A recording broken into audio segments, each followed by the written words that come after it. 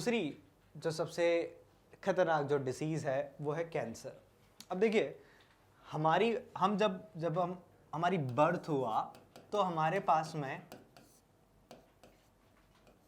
Sales का number काफ़ी ज़्यादा था, लेकिन अगर हम बात करें किसी अडल्ट की तो इनके कंपैरिजन में इनके पास में नंबर ऑफ टिश्यू या सेल्स ज़्यादा होंगे।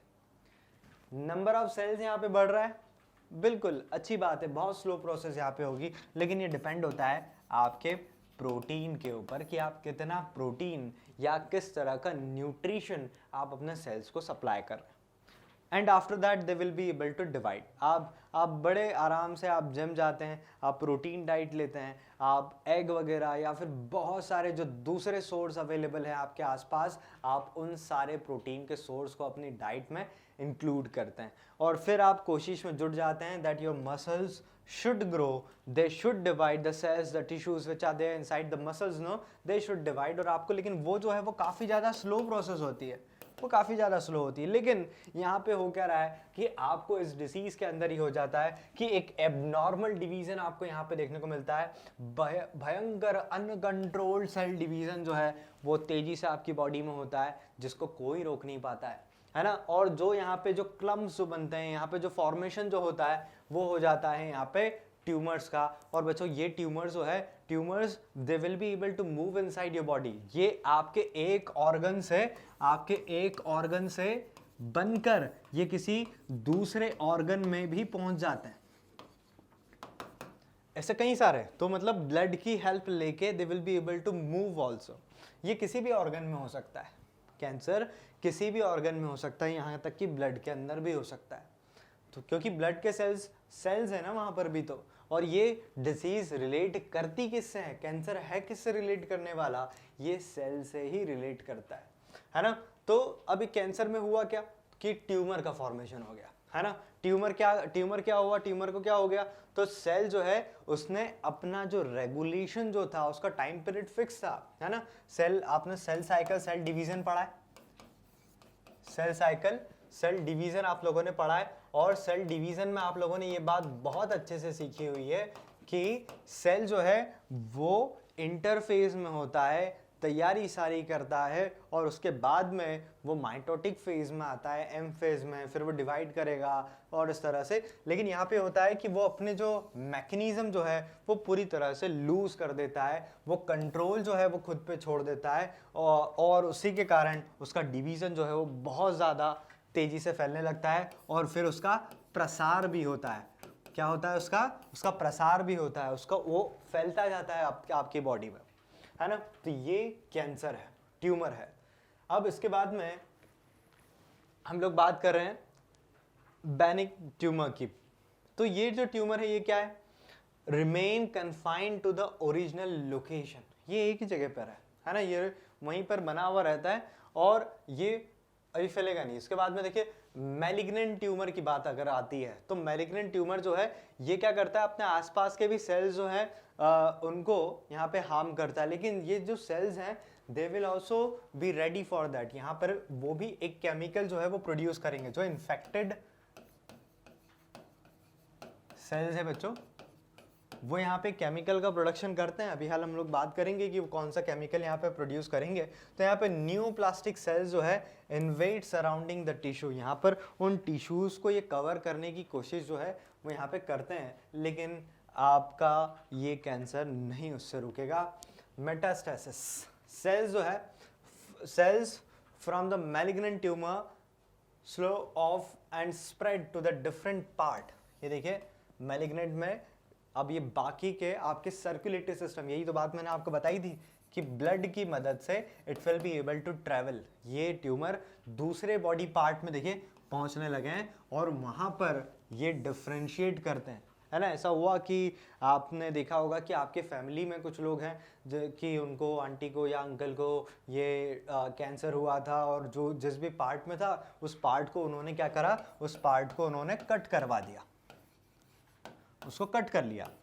लेकिन कट करने से पहले ही क्या हुआ, इस पार्ट की कनेक्टिविटी जहाँ पर ये कैंसर सेल्स हैं, ट्यूमर्स हैं, उसकी कनेक्टिविटी आपके सर्कुलेटरी सिस्टम की मदद से बाकी के दूसरे ऑर्गन्स में भी है।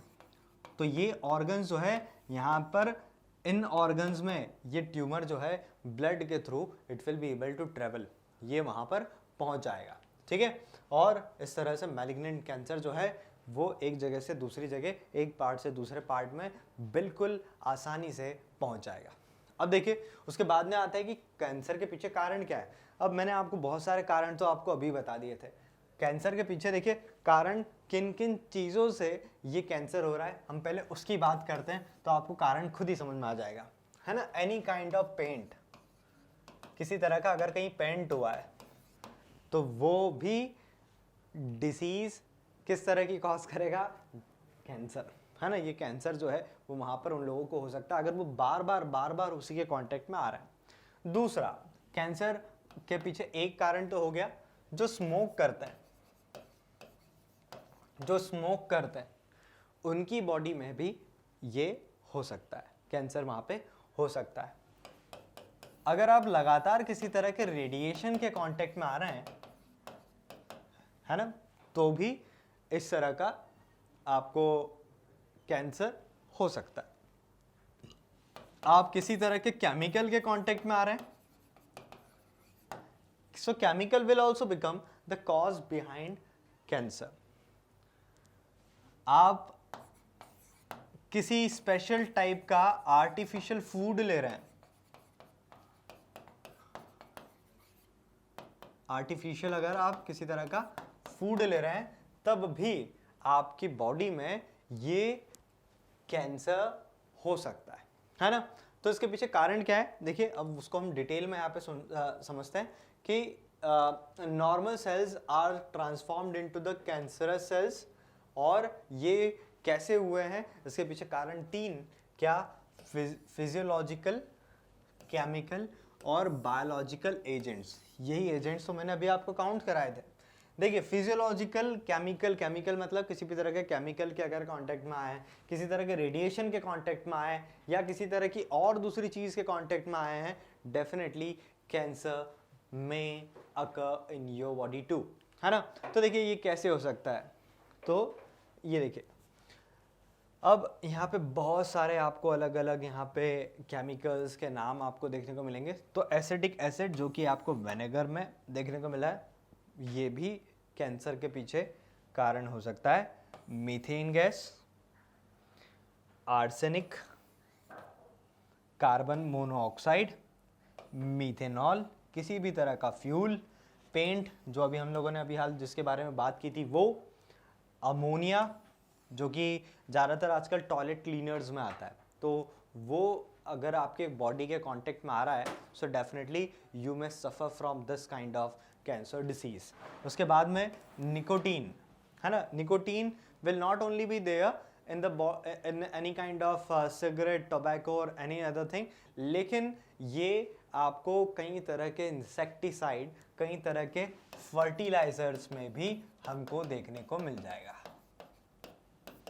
है ना।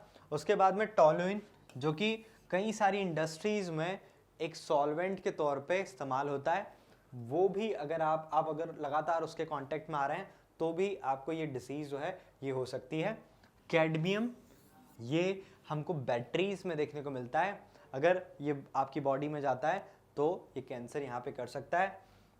अब लाइटर फ्लूइड जो होता है, लाइटर जो होता है, उस लाइटर फ्लूइड में होता है ब्यूटेन, और उस ब्यूटेन में भी ये कैपेबिलिटी होती है कि वो आपकी बॉडी में कैंसर कॉज कर सकता है।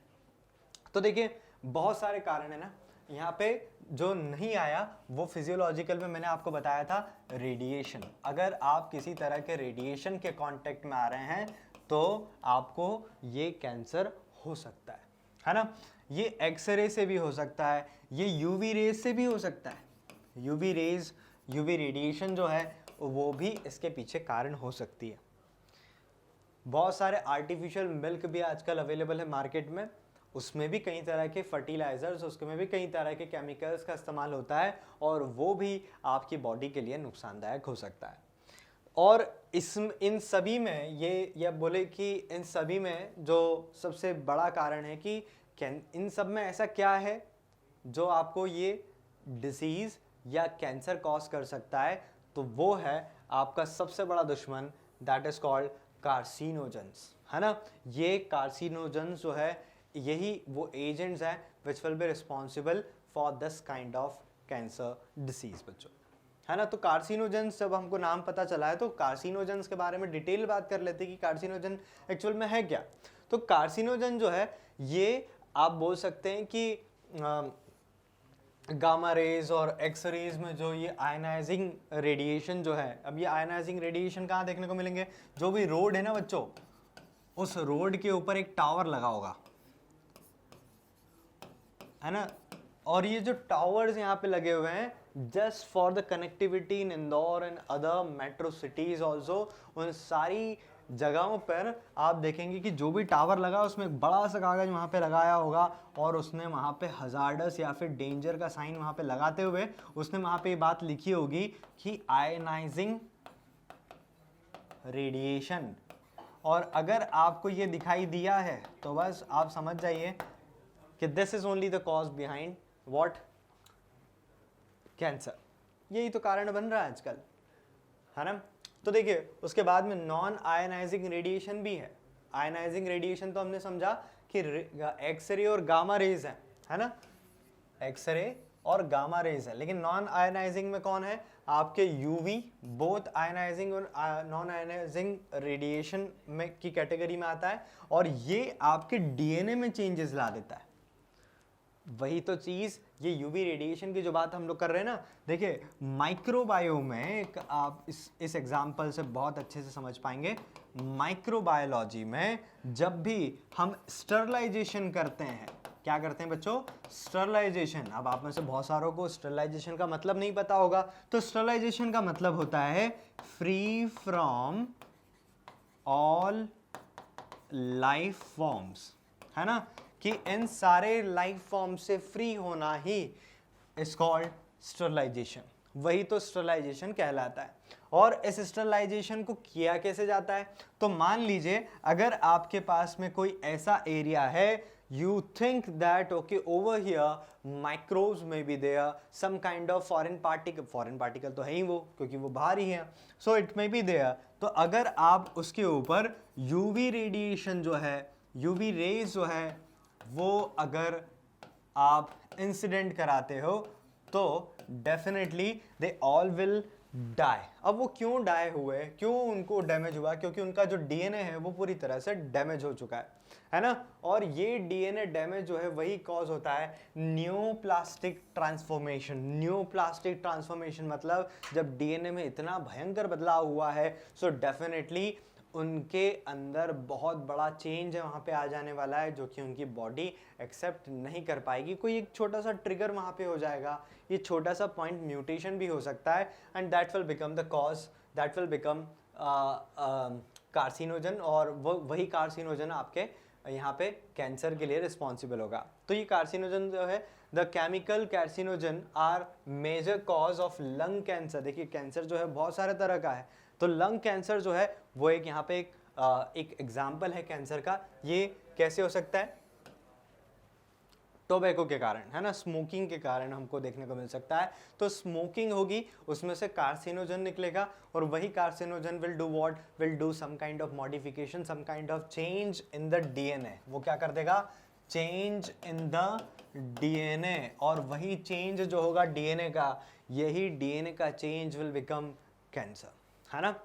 ये तो आपको अच्छे से समझ में आया। ये सारी चीज़ें हम लोगों ने अभी बात की थी कि यही सारी जो चीज़ें हैं, इतनी सारे तरह के, यहाँ तक कि कैंडल में भी बच्चों देखिए यहाँ पर भी स्टेरिक एसिड जो है वो हमको देखने को मिलेगा। और वही स्टेरिक एसिड जो है, यही स्टेरिक एसिड जो है, दिस में become the cause behind this cancer, है ना। आपको कैंसर जो है वो यहाँ पे अब क्लियर होने लगा है कि हुआ क्यों है, क्या इसमें हो रहा है, इसको कंट्रोल किया जा सकता है। अभी उस पर उसके बारे में भी बात कर लेते हैं। तो यहाँ पे oncogenic virus that may also consist of some kind of genes in it. तो ये जो वायरस है दैट जिसको हम लोग बोलते हैं वायरस ऑनकेनोजन, क्या बोलते हैं, वायरस ऑनकेनोजन। और वो जो है वो भी यहाँ पर कैंसर कॉजिंग वायरस है, मतलब वायरस के लिए भी कैंसर है ना। वायरस जो है वो कैंसर के पीछे भी यहाँ पे कारण है। तो आपने बहुत सारे दूसरे तरीके तो सुने कि लाइटर के अंदर butane, that is also a cause, और वो जो है वहाँ पे कार्सिनोजन जो है वो आपकी बॉडी में यहाँ पे आ सकता है। वेनेगर की बात मैंने आपको बताई है ना, वेनेगर हम लोग कहाँ पे आजकल इस्तेमाल कर रहे हैं, आपका फेवरेट चाइनीज़ फूड है ना, जितना भी चाइनीज़ फूड हम लोग खा रहे हैं उसमें सब में यहाँ पे वेनेगर डला हुआ है। फिर मीथेन, तो मीथेन भी यहाँ पे आपकी बॉडी में चेंज यहाँ पे लेकर आएगा। फिर उसके बाद में आप आर्सेनिक, कार्बन मोनोऑक्साइड व्हीकल से निकलने वाला। फिर उसके बाद में ये रॉकेट फ्यूल जो है ना, जिसमें क्या क्या है, मीथेनॉल, तो वो भी आपके डिसीज़ के लिए, कैंसर के लिए यहाँ पे कॉज हो सकता है। अब आपने सुना होगा नेरोलेक है ना, उसमें किसी भी तरह की स्मेल नहीं आती, उसमें कार्सिनोजेंस नहीं है। तो ऐसा बोला जाता है पर रियलिटी कुछ और हो सकती है। यहाँ पे पेंट जो है they are also cause behind cancer है ना। फिर देखिए उसके बाद में टॉयलेट क्लीनर्स की बात यहाँ पे हो गई है। टॉयलेट क्लीनर्स के बाद में जितने भी इंसेक्टिसाइड है, जितने भी फर्टिलाइजर्स है, they are also the cause behind this kind of disease बच्चों। फिर कैंडल और ये सारी बात मैंने आपसे पहले ही डिस्कस कर ली है। सो कार्सिनोजेंस जो है ये आपको यहाँ पे समझ में आया। ओके, अब और इसके आगे भी हम लोग और डिस्कस कर लेते हैं। बहुत इंपॉर्टेंट टॉपिक ड्रग के बारे में हम लोग समझने वाले हैं। देखिए ड्रग जो है ये काफ़ी ज़्यादा सेंसिटिव मुद्दा हम लोग बोल सकते हैं, जो कि जिसके बारे में हम लोगों को जानना बहुत ज़रूरी है। ये ना केवल साइंस स्टूडेंट्स के लिए, this will be important for the other students also, those who belong to any other field also, उन सभी के लिए this will be very much important topic है ना। क्योंकि देखिए ड्रग के कॉन्टेक्ट में या फिर आपकी फैमिली में या फिर और भी कहीं आपके आसपास, some people will be there, they always come in contact with these kind of drugs है ना। और जब भी वो आते हैं तो एक ड्रग और या फिर बोले कि अब्यूज़ का मतलब ये नहीं हो जाता है कि some kind of bad words और समथिंग, मतलब उससे वो लोग पीड़ित कैसे हो जाते हैं, how this is going to affect them, उसी के बारे में एक एक करके इन सभी को समझते हैं। उनके इफेक्ट को हम लोग जानेंगे। देखिए ड्रग का इस्तेमाल हम लोग कहाँ देखते हैं, आप लोग अभी तक जब भी डिस्कवरी, नेट जियो या और भी जितने भी चैनल्स आपने देखे हैं, तो एनिमल्स को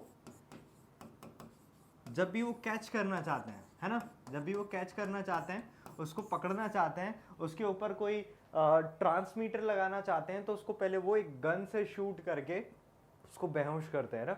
तो that gun also contain a injection of what, tranquilliser हम लोग उसको बोलते हैं। उसमें ट्रैंक्यूलाइजर होता है, उसमें एक ड्रग है ना। अब आजकल ये ट्रेंड बहुत बाजार में या फिर आपको टीवी एड में भी आपको देखने को मिलता है कि दैट गिव्स यू विंग्स और पता नहीं क्या क्या इस तरह से। तो बच्चे सोचते हैं कि इससे क्या मिल जाएगी, आपको एनर्जी मिल जाएगी, लेकिन उसमें होता क्या है, indirectly you people are taking drug है ना। तो ये सारी चीज़ें हम लोग आज जानेंगे। वैसे ही आपने कई बार न्यूज़ में ये भी सारी चीज़ें सुनी है कि बस जो बैट्समैन होता है बस वो बॉल को हिट करता है और बॉल जो है वो बाउंड्री के बाहर पहुंच जाती है ना। तो ये सब पॉसिबल कैसे हो पाया, this is possible because of drugs है ना। तो ड्रग्स के कारण कुछ लोगों की बॉडी में बहुत ज़्यादा एनर्जी का प्रोडक्शन होने लगता है, लेकिन कुछ लोगों की बॉडी में this is going to give a kind of euphoria kind of feeling also. इससे हेल्यूसिनेशन भी होगा, इससे यूफोरिया भी होगा, एक अच्छी वाली आनंद वाली फीलिंग भी उनको आती है, लेकिन ये इसके साइड इफेक्ट जो है वो बहुत ज़्यादा है। आपने पेन किलर लिया होगा, पेन किलर जब भी हम लेते हैं तो उस पेन किलर के कारण आपकी बॉडी को रिलैक्स फील होने लगता है ना, रिलैक्स तो फील हो जाता है। लेकिन इन पेन किलर्स का कहीं ना कहीं डिसएडवांटेज है। पुराने ज़माने में पेन किलर्स होते थे है ना, जब भी लड़ाइयाँ होती थी, तलवारों से एक दूसरे को सैनिक जो है वो मारते थे है ना, बड़े भयंकर युद्ध हुआ करते थे, उस समय भी यहाँ पर ड्रग का इस्तेमाल होता था, लेकिन वो क्या करते थे, वो नेचुरल ड्रग का इस्तेमाल करते थे और उस ड्रग को उस एरिया में लगाते थे। छोटी छोटी गोलियां बनाकर उन पेशेंट्स को या फिर बोले उन सैनिकों को दी जाती थी, जिससे उनका पेन जो है वो कम हो जाता था या ख़त्म हो जाता था। इसी को एक एक करके समझते हैं कि ड्रग एक्चुअल में है क्या। तो वैसे तो बहुत सारे ड्रग आपको देखने को मिलेंगे, ओपॉइड है, कैनाबिनॉइड है, कोका एल्केलॉइड है, इन सभी के बारे में हम लोग जानेंगे क्योंकि ये सभी अलग अलग तरह के हैं ना। इनका इफेक्ट, इनका ओरिजिन, कहाँ से आइसोलेट कर रहे हैं, इनका इफेक्ट क्या होगा, कैसे बॉडी में ये चेंजेस लेकर आएंगे, इन सभी की हम बात करेंगे। उसमें से कुछ जो है वो फ्लावरिंग प्लांट से हमको मिलते हैं, कुछ क्या लगभग सभी तरह के ड्रग जो है वो फ्लावरिंग प्लांट से हमको देखने को मिलेंगे, वहाँ से आइसोलेट हो जाते हैं। तो सबसे पहले तो ड्रग को समझ लेना बहुत ज़रूरी है बच्चों। ड्रग जो है वो दो तरह के बताए गए। सबसे पहला इज साइकोट्रॉपिक, है ना। साइकोट्रॉपिक मतलब क्या हुआ, जो आपके मूड में अल्टरेशन ले आए, जो आपके मूड में, आपके बिहेवियर में चेंज लेकर आए, उनको क्या बोला हमने, साइकोट्रॉपिक। लेकिन दूसरा जो है दैट इज साइकेडिक, है ना। इसमें क्या होता है कि ये हेलुसिनोजेनिक हो जाते हैं, जो कि क्या होगा कि आप एक चीज़ देखोगे, आपको दो दिखाई देगी या चार दिखाई देगी, आप इसको देख रहे हो लेकिन लगेगा ऐसा कि आप उसको देख रहे हो, है ना। तो इस तरह से अब ये जो आपके मूड अल्टरिंग जो ड्रग्स हैं, इनका हम एग्जाम्पल यहाँ पर देखते हैं। क्या है इनके एग्जाम्पल्स, वो यहाँ पर समझते हैं। तो इनके तीन एग्जाम्पल यहाँ पर सबसे खास वाले हम लोग पहले डिस्कस करेंगे। सबसे पहले ट्रैंक्यूलाइजर, है ना। देखिए ट्रैंक्यूलाइजर के बारे में मैंने आपको भी थोड़ी देर पहले समझाया था कि जब भी एनिमल्स को कंट्रोल में लेना हो तब ट्रैंक्यूलाइजर का इस्तेमाल किया जाता है ना। आपने ये भी देखा होगा कि अगर कोई मान लीजिए आउट ऑफ कंट्रोल हो रहा है, तब उसको वहाँ पे वो इंजेक्शन दे के उसको सुला दिया जाता है ना। कई बार तो ऐसा होता है, आपने देखा होगा कि वो मॉन्जुलिका वाली जो मूवी जो आपने देखी होगी, उसमें भी जब वो आउट ऑफ कंट्रोल हो जाती है तो उसको एक ड्रग की मदद से ही वहाँ पर कंट्रोल में लेकर आया जाता है। ओपियोइड यहाँ पर, तो ओपियोइड वगैरह जो है, देखिए यहाँ पर दीज काइंड ऑफ जो ड्रग्स हैं, ये हम बोल सकते हैं कि आपके जो कैफीन यहाँ पर, सॉरी कैफीन बोल दिया मैंने इसको। ओपियोइड जो है यहाँ पर हम बोल सकते हैं कि जो भांग, धतूरा और जो और भी कई सारे ड्रग्स जो है वो इस कैटेगरी में आएंगे। They will be natural synthesise. और ये क्या करेंगे, उसके बाद में स्टिमुलेंट्स की बात करेंगे। स्टिमुलेंट्स क्या करेंगे, स्टिमुलेंट्स जो है वो आपकी बॉडी में एनर्जी का प्रोडक्शन भी ज़्यादा कर सकते हैं, है ना। They will be able to give you euphoria kind of feeling. Russia का एग्जाम्पल आपने सुना होगा कि वहाँ पर एक ड्रग की डिस्कवरी हुई और फिर उसको वहाँ के जो प्लेयर्स थे उन लोगों को उसका इस्तेमाल कराया गया और उसके कारण क्या हुआ, रशिया बहुत सारे गोल्ड तो जीता, लेकिन उसके बाद में उन प्लेयर्स का जो अंत था that was too much painful, है ना। उसके बारे में भी आपको पता होगा। इसके बारे में, स्टिमुलेंट्स के बारे में हम और डिटेल बात करेंगे। इसके बाद में जो हम नेचुरल दूसरी चीज़ों के बारे में बात करेंगे, जो है आपके हेल्यूसिनोजेनिक ड्रग के बारे में। उसमें सबसे पहले हम कैनाबिनॉइड के बारे में बात करेंगे, देखेंगे कहाँ से ये आइसोलेट किया जाता है, कैसे वो प्लांट से निकाला जाता है, कैसे वो काम करता है। दूसरा नेचुरल वाला धतूरा, है ना। धतूरा जिसका यूज़ आप लोग कई सारे माइथोलॉजिकल प्रोसेस में, रिचुअल्स में आप देखोगे। वैसे ही एट्रोपा बेलेडोना की बात हम करेंगे। एट्रोपा बेलेडोना जो है बहुत छोटे छोटे बेरीज जैसे स्ट्रक्चर्स होते हैं। These are use to make drugs, है ना। उसके बीजों से, यहाँ पे धतूरे के बीज से भी, उसके बाद में हम LSD सिंथेटिक की बात करेंगे, है ना। तो ड्रग के बारे में सबसे पहले हम लोग ओपियोइड की बात यहाँ पे कर रहे हैं। तो देखिए ओपियोइड रिसेप्टर्स जो है बच्चों, वैसे ये क्या करते हैं कि जब ये आपकी बॉडी में पहुंचते हैं तो उसके रिसेप्टर्स कहाँ पे है ना। तो ओपियोइड रिसेप्टर जो है, उसके जो रिसेप्टर्स हैं वो आपके सेंट्रल नर्वस सिस्टम, मतलब आपके ब्रेन में, आपके नर्व्स में, है ना। उसके बाद में आपके गट वाले पोर्शन में, आपके इंटेस्टाइन वाले पोर्शन में, आपके पेट वाले एरिया में, आपके पूरे डाइजेस्टिव सिस्टम में इसके रिसेप्टर्स होते हैं। जैसे ही वहाँ पर वो पहुँचता है तो ये क्या करता है, this is going to change the mood और द बिहेवियर ऑफ द जो जिसने उसको लिया है वहाँ पर उसके बहुत सारी उसके बॉडी में चेंजेस आपको देखने को मिलेंगे। यूफोरिया वाली फीलिंग उसको होने लगेगी। हेलुसिनेजन ज़्यादा मात्रा में लिया जाए तो ये हेलुसिनोजेनिक हो जाता है ना। तो ये ड्रग जो है उन रिसेप्टर्स के साथ में बाइंड करता है और जो इनको लेने वाले हैं उनको काफ़ी आनंद वाली फीलिंग आ जाती है, लेकिन उनको ये पता नहीं होता है कि इसका कंटिन्यूसली अगर आप इसका इस्तेमाल करते हो तो क्या होगा। देखिए इसके कारण होगा ये कि जब भी आपने किसी भी तरह का अगर ड्रग लिया है तो ये ड्रग क्या करते हैं, आपकी बॉडी में पहुंचते हैं और उसके बाद में जो भी ग्लैंड है उनसे स्पेसिफिक हार्मोन्स का प्रोडक्शन वहां पे करवाते हैं। स्पेसिफिक मात्रा में हार्मोन्स का प्रोडक्शन वहां पे करवाते हैं। हार्मोन्स का प्रोडक्शन वहाँ पे होता है और जो भी जिसने भी ये ड्रग लिया है उसको काफ़ी अच्छी वाली फीलिंग वहाँ पर आती है, उसको अच्छा लगता है और फिर दोबारा से उसको लेने का मन करता है। दूसरी बार वो फिर लेगा, तीसरी बार लेगा और ऐसा लगातार करते करते क्या होगा कि वो एक दिन क्या हो जाएगा, पूरी तरह से उसके लिए वो एडिक्ट हो जाता है ना। जब वो उसके लिए एडिक्ट हो जाता है तो उसके बाद में जब भी उसको अगर वो नहीं मिलता है तो प्रॉब्लम ये होगी उसको अच्छा नहीं लगेगा, उसका किसी भी दूसरे काम में मन नहीं लगेगा, है ना। कई बार ऐसा होता है कि बच्चे जो है वो बहुत जल्दी इन सब चीज़ों की तरफ आकर्षित हो जाते हैं and they just spoil their own life only, है ना। तो ऐसा आप भी इन आनंद को, इस यूफोरिया वाली स्टेज को आप पा सकते हैं। आप योगा कीजिए, आप एक्सरसाइज कीजिए, है ना। थोड़ी सी एक्सरसाइज से, ओवर एक्सरसाइज की बात नहीं कर रहा हूँ, थोड़ी सी एक्सरसाइज करने से भी that euphoria kind of feeling you will be able to get. सबसे पहले ओपियोइड की बात यहाँ पे करते हैं, कैसे ये कहाँ से क्या बना है। तो देखिए इसके बारे में, अच्छा ओपियोइड से पहले ट्रैंक्युलाइजर की बात यहाँ पे कर लेते हैं। तो ट्रैंक्युलाइजर क्या है, एक तरह का एनेस्थेटिक है। एनेस्थेटिक या फिर एनेस्थेटिक बोल लीजिए या फिर बोलिए कि डिप्रेसेंट है। तो ये करेगा क्या, जो भी एनिमल को आप कंट्रोल में लेकर आना चाहते हैं it will be able to come in control. किसकी मदद से, इसी की मदद से। आप बस उसको एक इंजेक्शन देते हैं और आप उसको कंट्रोल कर पाते हैं ना।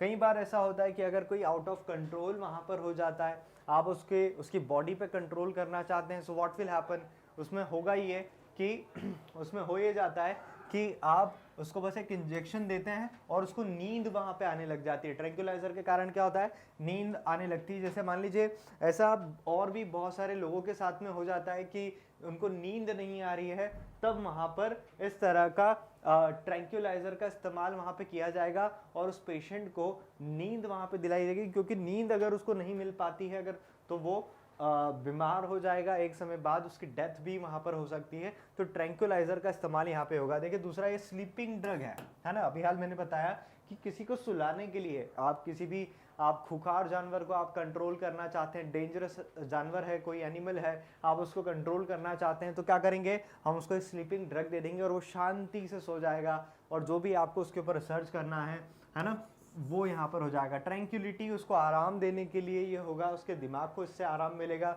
और वो एक लंबी गहरी नींद में सो जाएगा। देखिए एक ट्रैंक्विलाइजर का एग्जाम्पल यहाँ पे आपकी किताब में भी दिया हुआ है। वेलम नाम का ये ट्रैंक्विलाइजर है जो कि मार्केट में भी अवेलेबल है। आपकी बुक का ही एग्जाम्पल है। द एग्जाम्पल इज बेंजोडाइजेपाइन, है ना, जो कि कहाँ पे इस्तेमाल होता है, जब भी एंजाइटी वाली सिचुएशन होती है, अगर उसको नींद नहीं आ रही है, बहुत घबराहट सी है ना, चैन उसको नहीं पड़ रहा है, इन दैट कंडीशन उसको ये दिया जाएगा। आइसोमनिया की कंडीशन में और साइजोफ्रेनिया की कंडीशन में ये उसको दिया जाएगा, है ना। जैसे वो जो मॉन्जुलिका वाली जो स्टेज जो थी, है ना, कि उसमें एकदम से सुपर पावर्स आ जाते हैं, ऐसा जनरली ह्यूमन बीइंग में हो सकता है। बस वो पावर जो है या एनर्जी का जो प्रोडक्शन है वो बहुत ज़्यादा उस समय पे बढ़ जाता है।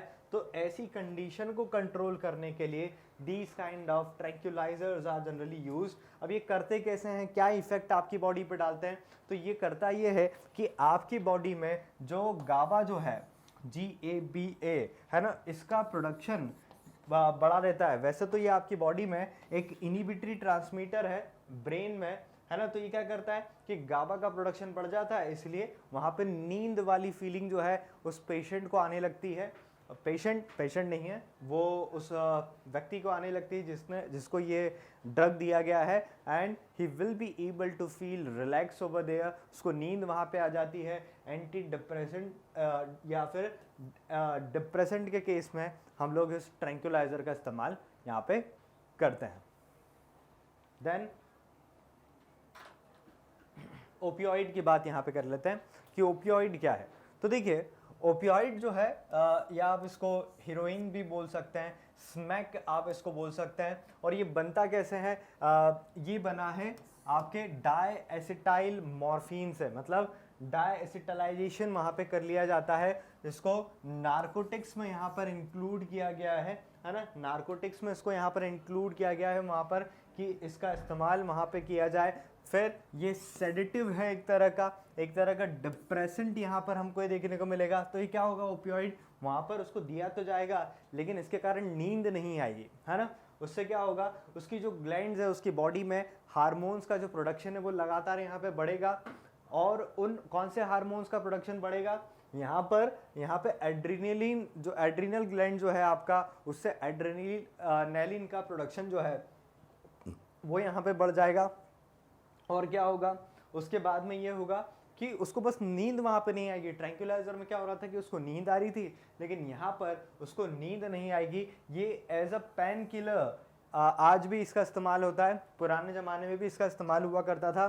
जो अफीम जो है ना, उसका इस्तेमाल वहाँ पे किया जाता था। तो जब भी बड़े पैमाने पे, जब पुराने ज़माने में युद्ध हुआ करते थे, तो बड़े बड़े ट्रक तो होते नहीं थे, तो बैलगाड़ियों में भर के वहाँ पर अफीम को लेकर आया जाता था, उसकी गोलियां बनाकर वो उसके जो भी वहाँ पर सैनिक जो होते थे उनके घाव पर उसको लगाया जाता था। और उससे होता ये था कि उनका जो पेन है वो वहाँ पर कम होने लगता था। उनको ये दवाई के फॉर्म में दिया जाता था, लेकिन एक सीमित मात्रा में। तो इससे उनको रिलैक्स फील होता था, ये पेन जो है ना, ये दूर हो जाता। तो एनाल्जेसिक आप अभी भी लेते हैं, लेकिन देखिए आज जो भी आप पेन किलर ले रहे हैं दैट में अफेक्ट योर लीवर। ये क्या करते हैं, ये नहीं करते हैं। आपके जो आजकल के जो दवाइयाँ, जो पेन किलर्स आप लेते हैं, दे में अफेक्ट योर लीवर, आपकी किडनी को ये अफेक्ट करेंगे, उसकी हेल्थ पे बहुत बुरा असर डालेंगे। तो आजकल के पेन किलर्स काफ़ी ज़्यादा नुकसानदायक है, लेकिन उस पुराने ज़माने में, राजा महाराजाओं के ज़माने में जब युद्ध हो रहे थे, तो पूरी बैलगाड़ियाँ भर के वहाँ पे अफीम को लेकर आया जाता था और उसकी गोलियाँ वहाँ पे दवाई के फॉर्म में लगाया जाता था उनकी बॉडी पर, जहाँ भी उनको घाव हो जाया करता था। तो ये एनाल्जेसिक का भी काम करता है आपके ओपाइड। और यूफोरिया मतलब क्या, यूफोरिया मतलब वो स्टेज जहाँ पर उनको आनंद वाली फीलिंग आ जाएगी, बहुत अच्छा फील वहाँ पे होता है। तो यूफोरिया के बारे में आपको समझना चाहिए कि ये यूफोरिया वाली कंडीशन होगी कैसे। लेकिन इसी के आप जान पाते हैं कि ये जो ओपियोइड जो है, इसके अलग अलग फॉर्म हमको देखने को मिलेंगे। सबसे पहले हम मॉर्फिन, जो कि सबसे पहला या मेन इसमें चीज़ यहाँ पर थी। तो मॉर्फिन जो कि मेन यहाँ पे कंपोनेंट है, इसका काम एनाल्जेसिक के फॉर्म में हम लोग यहाँ पे कर रहे हैं, और पेन किलर के तौर पे हम लोग इसका इस्तेमाल करते थे। अभी भी पेन किलर बनाने के लिए दीज थिंग्स आर यूज, है ना। आज भी सैनिकों के लिए इसी तरह से मॉर्फिन का यहाँ पे इस्तेमाल होता है। अब इसके लिए जो रिसेप्टर्स हैं, है ना, क्योंकि रिसेप्टर्स ही तो वो चीज़ें हैं जो उसको डिटेक्ट कर पाएगी या फिर उसको आइडेंटिफाई आपकी बॉडी में कर पाएगी। तो ये कहाँ पर आइडेंटिफाई होने वाले हैं, आपके ब्रेन वाले पार्ट में और आपके गट वाले पार्ट में, है ना। देखिए ब्रेन में कैसे, तो ब्रेन के ऊपर इसका असर आपको देखने को मिलेगा। इसका असर कहाँ पर देखने को मिला, आपके ब्रेन के ऊपर यहाँ पे असर देखने को मिलेगा। इसीलिए तो आपको यूफोरिया वाली कंडीशन या फिर स्टेज आपको देखने को मिलेगी। उसके बाद में आपको आनंद वाली चीज़ या फिर अच्छी वाली फीलिंग वहाँ पे आने लगती है। लेकिन इन सभी का बहुत ही गहरा इफेक्ट हमको देखने को मिलेगा। आपको उसकी आदत पड़ सकती है, और अगर सही समय पे आपको वो ना मिले तो इसके कारण होगा क्या, आपकी डेथ भी हो सकती है ना।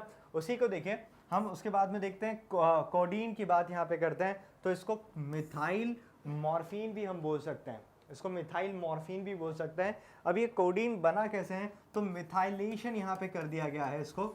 मिथाइलेशन जब यहाँ पे इसका कर दिया गया, मतलब मिथाइल से उसको ट्रीट जब कर दिया गया है, तो यहाँ पर कोडीन का फॉर्मेशन हुआ है। मेन ये बना कहाँ से है, मॉर्फिन से बना है। और इसका इस्तेमाल कहाँ पे होता है, जितने भी आप कफ सिरप लेते हो ना उन सभी में इसकी सीमित मात्रा में इसका इस्तेमाल होता है। इसीलिए बहुत सारे लोग जो है वो कफ सिरप का भी गलत इस्तेमाल आजकल करते हैं। तो गवर्नमेंट ने उस पर भी रोक लगाई और यही बोला गया सारे मेडिकल स्टोर्स पे कि अगर प्रिस्क्रिप्शन पेशेंट के पास है तभी उसको ये दवाई दी जाए। लेकिन फिर भी सारी दवाइयाँ सभी के लिए अवेलेबल हो रही है ना। तो कफ सिरप में इसका इस्तेमाल कोडीन का किया जाएगा। उसके बाद में हीरोइन की बात आती है। हीरोइन काफ़ी महंगी हम बोल सकते हैं यहाँ पर होगी।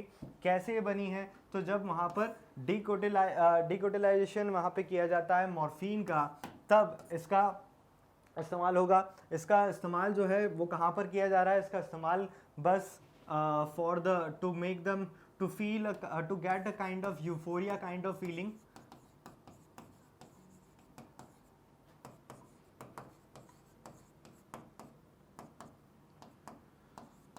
यूफोरिया की फीलिंग लाने के लिए उसको लिया जाता है। तो हीरोइन को ये लोग लेते कैसे होंगे, तो हीरोइन को वो कुछ पेपर के थ्रू वो लोग स्मेल वहाँ पे करते हैं और फिर उसका असर होता है। अगर इस हीरोइन को वो सीधे अगर वहाँ पर अपनी बॉडी में लेते तो उससे उनकी डेथ भी हो सकती, क्योंकि ज़्यादा नशा अगर ज़्यादा हीरोइन अगर उनकी बॉडी में पहुँचेगा so that will be very much harmful for their body, है ना। तो इसीलिए उसका एक सीमित मात्रा में they are going to take it. कई बार इसी को इंजेक्शन के फॉर्म में भी ये लोग लेते हैं, लेकिन उसका बहुत ज़्यादा डाइल्यूट फॉर्म वहाँ पे उसका लिया जाता है और ये उनके लिए काफ़ी ज़्यादा नुकसानदायक साबित होता है। उसके बाद में उनको रिहैब सेंटर की मदद लेनी पड़ती है। आपने उसमें इसके ऊपर कई सारी मूवीज़ जो है वो यहाँ पे देखी होगी। और उसी के बाद में आता है इसी से बना हुआ स्मैक, है ना। स्मैक जो है, स्मैक बना कैसे है, तो ये आप बोल सकते हैं कि ये ब्राउन क्रिस्टल्स हमको देखने को मिलते हैं, ब्राउन शुगर, इसी को बोला जाता है। हीरोइन इससे ज़्यादा महंगी होती है। हीरोइन से ये आपका स्मैक जो है बनाया जाता है और इसका इस्तेमाल कहाँ पे होता है, इन द सेम थिंग, केवल एक तरह के नशे में। तो ये हीरोइन का स्ट्रक्चर आपको यहाँ पे याद रखना होगा बच्चों। ये स्ट्रक्चर, इसका डिज़ाइन जो है आप बस अपने दिमाग में बैठा लीजिए, बिकॉज इस पे भी कई बार जो क्वेश्चन जो है वो आता है। अब देखिए ये बना कैसे है, कहाँ से इसको लाया जाता है, तो ये आपका ओपियम पॉपी, ये वो पौधा है जिससे ये ओपियोइड या मॉर्फिन जो है उसको यहाँ पे एक्सट्रैक्ट किया जाता है। और इसका ये जो फल जो आपको दिखाई दे रहा है, इसमें कट लगा के they will be able to get it, और उसी को प्रोसेस करके कि उसकी अलग अलग प्रोसेसिंग, अलग अलग तरह के केमिकल से ट्रीट करके they will be able to get a different kind of drug over there, है ना। कैसे इसको लिया था, कहाँ से इसको हमने लेकर आए हैं, सो पेपेबस सेमनीफेरम से हम लोगों ने इसको किया है। उसके बाद में स्टिमुलेंट्स की बात यहाँ पे कर लेते हैं कि स्टिमुलेंट्स है क्या। तो देखिए स्टिमुलेंट करते क्या है, आपकी बॉडी में बहुत सारे चेंज लाने वाले हैं। कैसे चेंज लाने वाले हैं, ये इनकी कैटेगरी पहले देख लेते हैं, उसी में you will be able to get to know कि किस तरह का इफेक्ट वो आपकी बॉडी पर डालेंगे। सबसे पहले कोकेन की बात करेंगे, टोबैको और एम्फेटामाइन, इनकी बात हम लोग करेंगे एक एक करके। तो सबसे पहले हम कोकेन की बात यहाँ पे कर लेते हैं। क्रैक और या कोक भी इसको बोला जाता है। तो ये कोकेन जो है कहाँ से आइसोलेट किया गया, from the Coca plant. Coca plant से इसको आइसोलेट यहाँ पे किया गया है। और ये जनरली आपको साउथ अफ्रीका में ये काफ़ी ज़्यादा मात्रा में आपको मिलेगा। वैसे भारत में भी ये मिल जाता है, साउथ अमेरिका में भी हमको देखने को मिलेगा। और इसको स्नॉटिंग की मदद से अपनी बॉडी में ये लोग लेकर आते हैं। कैसे, स्नॉटिंग से ये लेके आते हैं। इससे होगा क्या, इससे यूफोरियंट, ये एक तरह का यूफोरियंट है, इससे एनर्जी जो है आपकी बॉडी में वो बढ़ जाती है, ज़्यादा एनर्जी का प्रोडक्शन यहाँ पे हो जाता है। लेकिन जब ज़्यादा मात्रा में ले लिया जाए तो इससे हेल्यूसिनेशन यहाँ पे होता है। और ये कैसे अच्छा लगता है, कैसे वहाँ पर ये प्रोसेस है, इसका काम कैसे हो पाता है, तो देखिए आपका ये जो सिनेप्टिक क्लेफ्ट हमको देखने को मिलता है, तो यहाँ पर डोपामाइन का सिक्रीशन होता है ना। डोपामाइन यहाँ पे होगा और इस सिनेप्टिक क्लेफ्ट में डोपामाइन यहाँ पर मेंटेन रहता है, वहाँ पे वो बना रहता है। और जब तक वो वहाँ पर बना रहता है आपको काफ़ी अच्छी फीलिंग यहाँ पर आती है।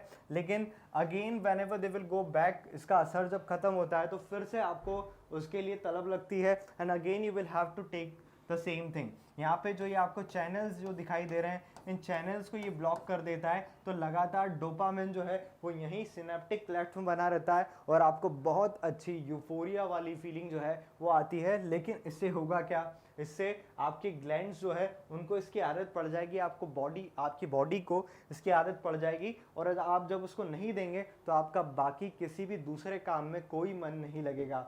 कितनी अच्छी बातें कर लो, कितना ही अच्छा काम उसका करा लो, या कितनी अच्छी चीज़ें उसके लिए अवेलेबल करा दो, वो अपना काम बिल्कुल नहीं वहाँ पे कर पाएगा। सो that will be the very much you can say a kind of side effect for them. इसके बाद में एफिटामाइन की बात हम लोग यहाँ पे कर रहे थे, तो ये क्या है, एक तरह का सिंथेटिक ड्रग है।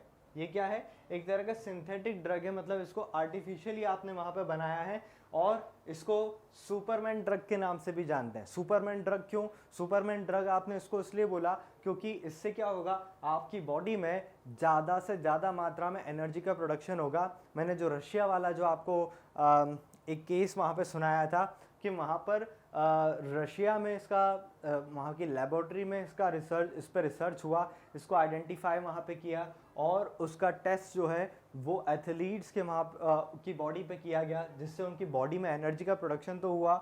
रशिया ने खूब वहाँ पर मेडल्स जो है वो जीते, लेकिन उसके बाद में उनके जो एथलीट्स है उनकी बॉडी पे इसका बहुत ही गंदा असर जो है वो वहाँ पर देखने को मिला।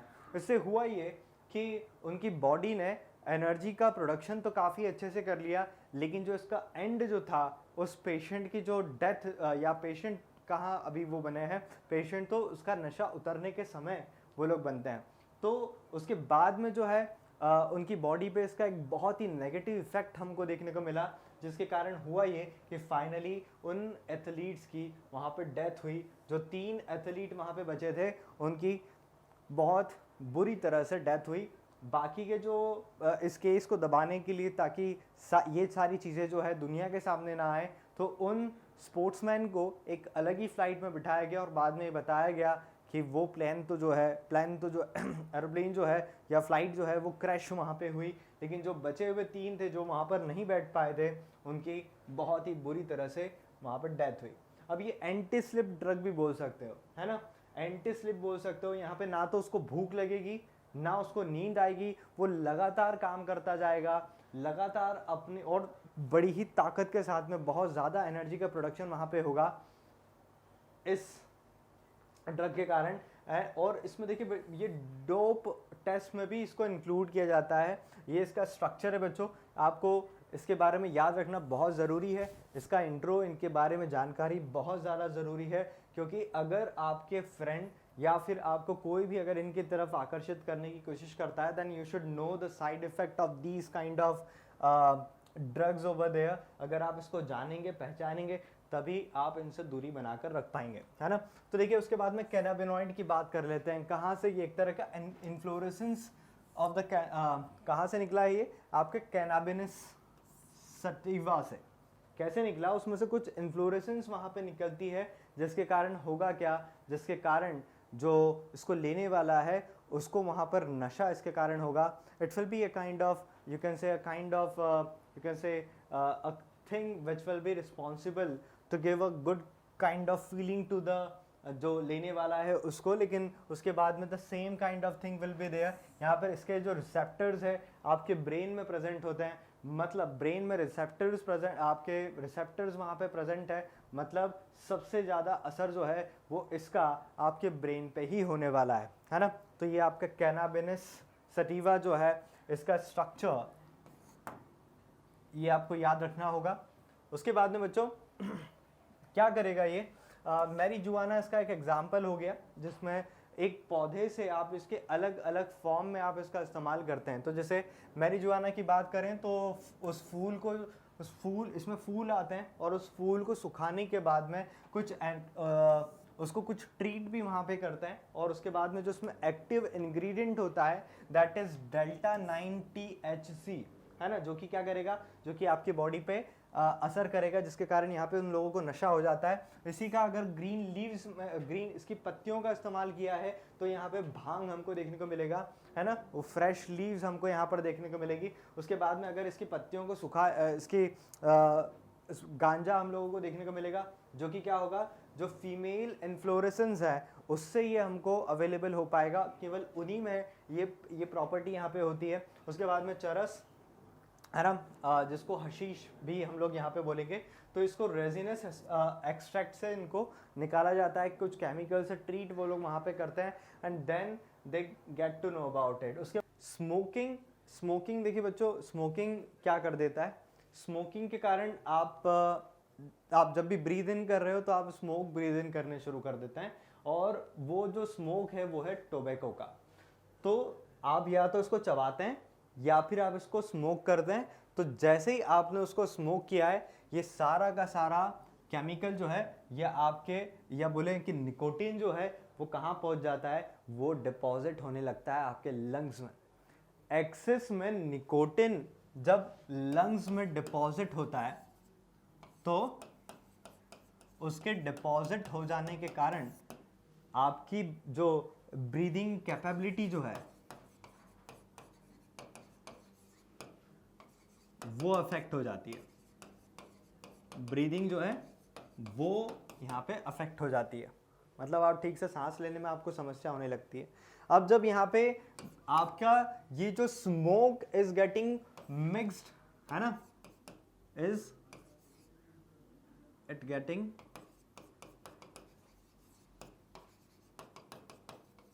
मिक्स्ड विद द ब्लड, तो देखिए अगर ये ब्लड के साथ में निकोटीन मिल जाएगा है ना, तो क्या होगा, ब्लड के साथ में मिला, तो ब्लड के साथ में मिला तो क्या होगा, ऑक्सीजन जो लेवल है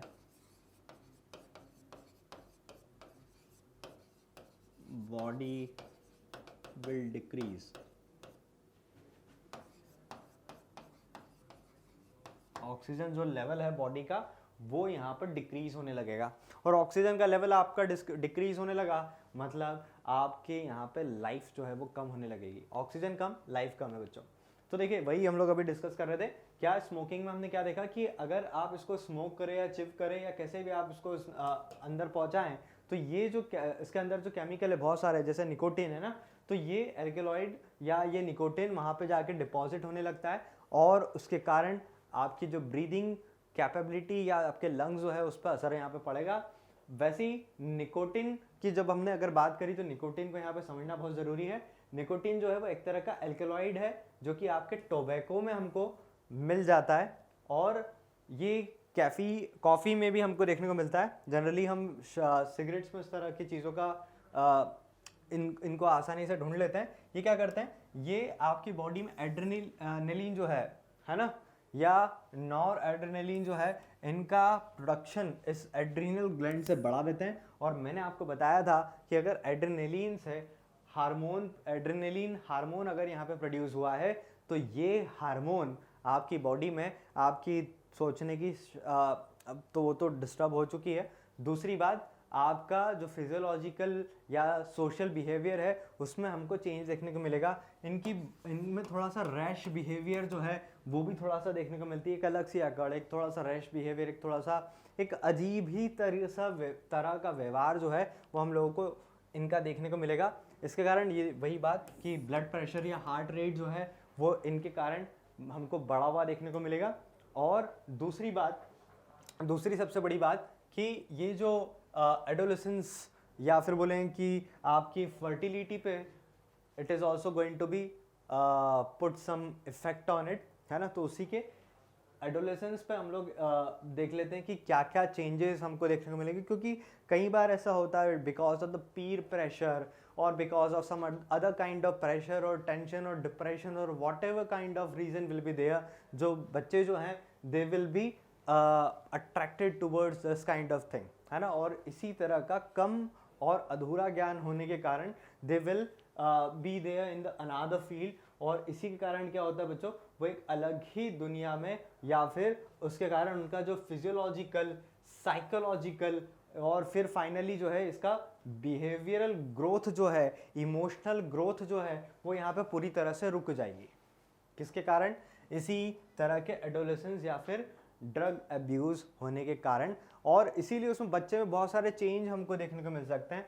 वो पूरी तरह से हाईली इमोशनल हो सकता है, है ना, या तो बहुत ज़्यादा हाईली इमोशनल हो जाएगा या बहुत ज़्यादा वल्नरेबल हो जाएगा। इसीलिए यंगस्टर्स जो है वो ज़्यादातर यंगस्टर्स में हमको ये देखने को मिलता है कि वो ड्रग्स की तरफ बहुत जल्दी और बहुत आसानी से अट्रैक्ट हो जाते हैं, है ना। तो ये हुई ड्रग अब्यूज़ की बात। इसमें आगे और समझते हैं कि ये एडिक्शन क्यों होने लगता है।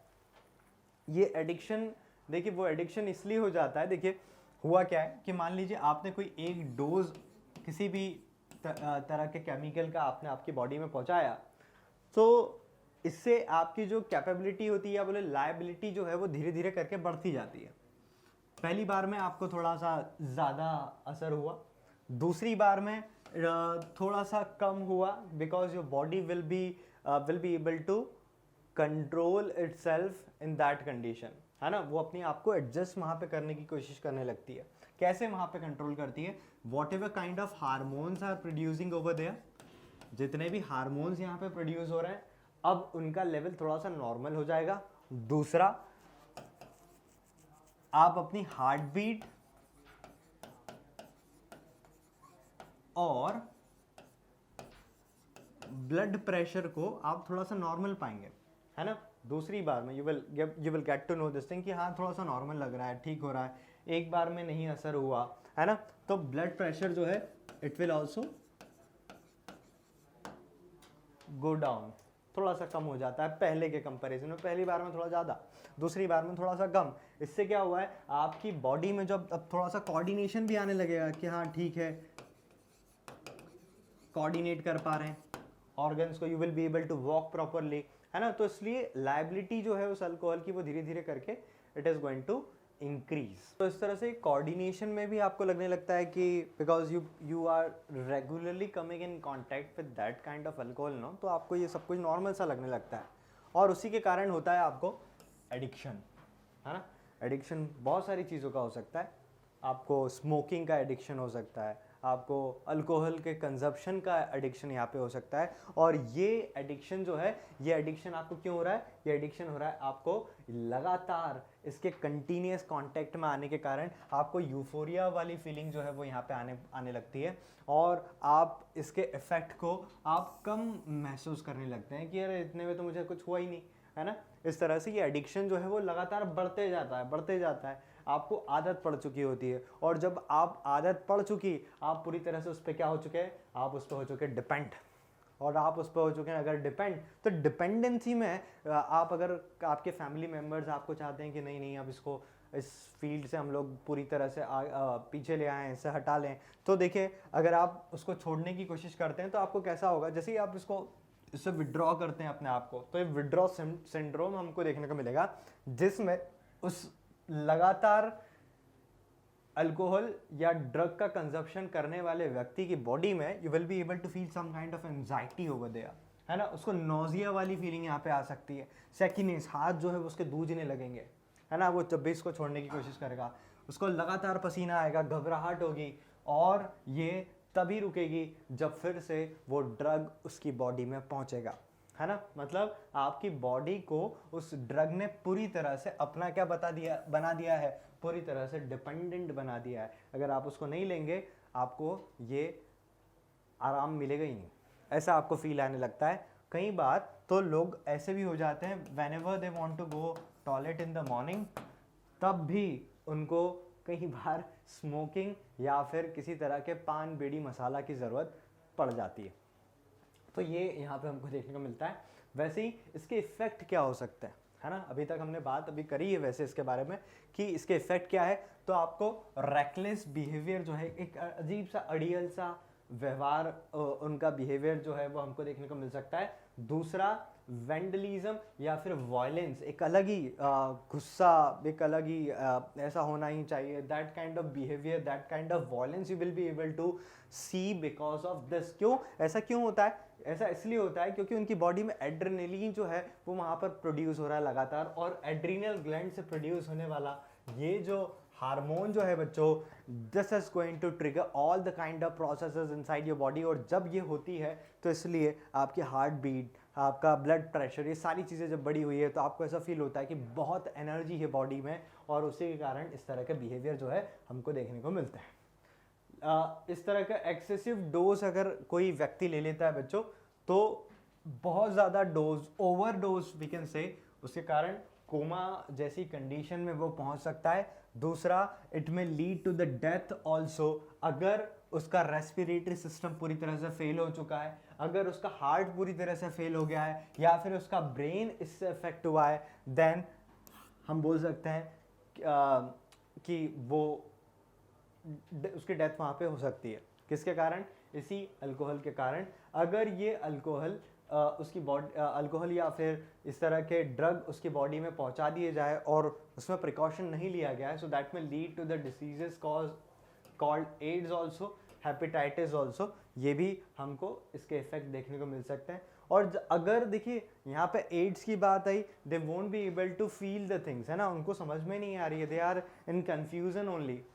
और इसी के कारण what they will be able to see this thing, कि उन्हीं के केस में बहुत सारे अलग अलग तरह के सिंड्रोम, और यहाँ तक कि it will affect there nervous system also, ये नर्वस सिस्टम को पूरी तरह से अफेक्ट करेगा, और उसके साथ में आपके लीवर को भी, है ना, तो लीवर को भी अफेक्ट कर रहा है, किडनीज को ये अफेक्ट कर रहा है, आपके पूरी बॉडी को ये अफेक्ट कर रहा है। और ये एडवर्स इफेक्ट जो है, ये कंजप्शन जो है, अगर कोई लेडी है ना, अगर वो प्रेग्नेंट है, तो not only to the lady but this kind of effect can be seen in the baby also. जो भी नया जो बेबी जो which is taking birth, which is developing inside the womb of that lady, उसके बच्चे पर भी इसका एडवर्स इफेक्ट जो है वो हमको देखने को मिलेगा। इसके कारण हो सकता है कि उसके स्किन में किसी तरह की कोई इशू हो, या फिर किसी और तरह की कोई प्रॉब्लम उस बच्चे के साथ में वहाँ पे हो सकती, लेकिन डेफिनेटली उसका इफेक्ट हमको देखने को मिलेगा। किस तरह से इससे प्रिवेंट किया जाए या कैसे खुद को कंट्रोल किया जाए, तो आप सबसे पहले तो पीर प्रेशर से बचें, किसी के फोर्स में आके इस तरह की चीज़ों को ना अपनाएं, दैट विल बी बेटर। हाँ, सही और गलत की पहचान यहाँ पे हो, एजुकेशन आपको मिले हर चीज़ के बारे में, that you will be able to find the thing that which thing will be good and which thing will be bad for you। आपकी प्रॉपर अगर काउंसलिंग अगर होती रहे तो भी it will be good for you। वैसे ही आपको जब भी ऐसा लग रहा है कि नहीं मैं गलत आदत की तरफ बढ़ रहा हूँ, so you can take the help of your parents, और आपके आसपास जो भी लोग हैं, आपके बड़े जितने लोग हैं, they you can take their help to get rid from that kind of problem. फिर आप डेंजर साइंस की तरफ ध्यान दें। अगर आपकी बॉडी में किसी तरह का कोई चेंज एकदम से, या किसी तरह का कहें, science will be a kind of symptoms बच्चों, है ना, किसी तरह का सिम्टम अगर हमको बॉडी में देखने को मिल रहा है ना, आपके हाथ दूज रहे हैं या फिर और किसी तरह का सिम्टम अगर आपकी बॉडी शो कर रही है, तो ऐसी कंडीशन में you need to talk to your parents, आप अपने पेरेंट्स से बात करें, या फिर अगर आप समझदार हैं so you can directly consult to a doctor also, लेकिन उसके बारे में you should inform to your parents also, अपने पेरेंट्स को इसके बारे में इन्फॉर्म ज़रूर करें। आप प्रोफेशनल या फिर मेडिकल हेल्प, जैसा मैंने डॉक्टर के बारे में आपको बताया था, आप वो भी यहाँ पे ले सकते हैं और इस सभी तरह की समस्या से आप बच सकते हैं, है ना। तो देखिए ये आपका चैप्टर था ह्यूमन हेल्थ एंड डिसीज़। आपको अलग अलग तरह की बीमारियों के बारे में पता लगा, आपको ये पता लगा कि disease are may be that may be because of the pathogen also, it may be because of the pathogen also, ये पैथोजन के कारण हो सकती है,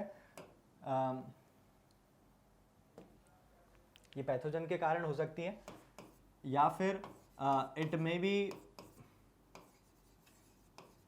जेनेटिक डिसीज ऑल्सो। ये भी आपको पता लगा कि कुछ डिसीज जो है दैट में भी जेनेटिक, जैसे अस्थमा है, आजकल तो कैंसर के बारे में भी रिसर्च हुआ है, पता लगा है कि वो भी it may also transfer from one generation to the another, तो जेनेटिक्स यहाँ पर है। पैथोजन में भी हमने देखा कि उसके बाद में एक क्लासिफिकेशन और देखा था कि अगर वो इन्फेक्शियस है या कम्युनिकेबल है ना, वो भी चीज़ हम लोगों ने समझी। हमने अलग अलग डिसीज़ के बारे में देखा कि कुछ डिसीज़ जो है वो वर्म्स के कारण हो रही थी, जिसको हमने हेलमिंथिक डिसीज़ के बारे में पढ़ा था, हमने वायरल डिसीज़ के बारे में पढ़ा था, हम लोगों ने बैक्टीरियल डिसीज़ के बारे में पढ़ा, है ना। हम लोगों ने सैनिटाइजेशन, फंगल इन्फेक्शन के बारे में पढ़ा कि सैनिटाइज करना क्यों ज़रूरी है, ये भी आपको समझ में आया था, है ना। ऐसे और भी कई सारी चीज़ों के बारे में जब आपने इसमें जान लिया है तो आपको बहुत चीज़ें समझ में आई होगी। Many kinds of chemicals also we have seen. Cancer के बारे में हम लोगों ने डिस्कस किया, हम लोगों ने एड्स के बारे में डिस्कस किया। And now I think you people are getting mature, no. तो आपको ये सारी चीज़ें समझना यहाँ पे बहुत ज़्यादा ज़रूरी था। It will be good for you and your family also, है ना। होप सो ये आपको समझ आया होगा।